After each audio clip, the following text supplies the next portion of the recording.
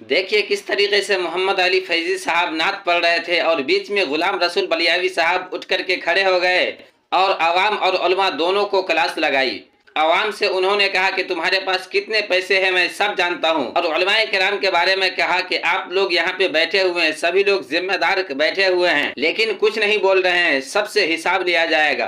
पूरी वीडियो को मुकम्मल देखिए। इससे पहले चैनल पे नए हैं तो चैनल को सब्सक्राइब कर दे और वीडियो को लाइक करके प्यारा सा कमेंट जरूर कर दे।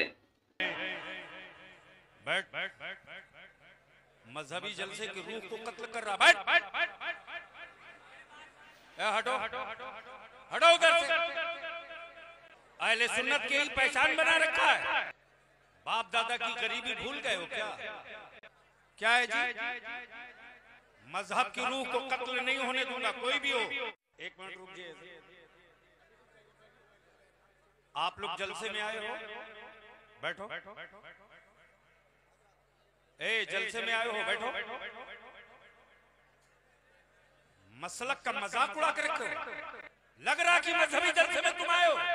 आका करीम की नात हो, हुड़दंग मचाओगे। औकात में रहो, तुम्हारी जेब में कितने पैसे मैं जानता हूं। और ये जितने उलमाए किराम है जिम्मेदार क्या कर रहे बैठकर। मसलक की रूह को जबा नहीं होने दूंगा कोई भी। कल बस अकीदे लिखेंगे, आपसे पूछेंगे आप क्या कर रहे थे बैठकर। तो आप लोगों ने देख लिया किस तरीके से अच्छे अंदाज में गुलाम रसूल बलियावी साहब ने मोहम्मद अली फैजी की, उलमा की और आवाम की इस्लाह की। आजकल लोग उलमाए किराम में बहुत ज़्यादा इंतशार फैल रहा है। इंतशार फैलने की वजह यह है कि जब कोई गलती करता है तो सही तरीके से इस्लाह नहीं कर पाते हैं।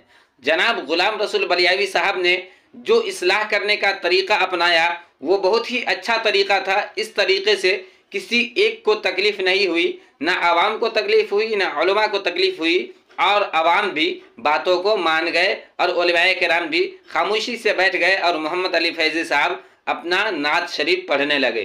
तो इस्लाह इसी तरीके से होना चाहिए कि उलमा में, आवाम में इंतशार ना फैले, बाकी इंतशार ख़त्म हो जाए।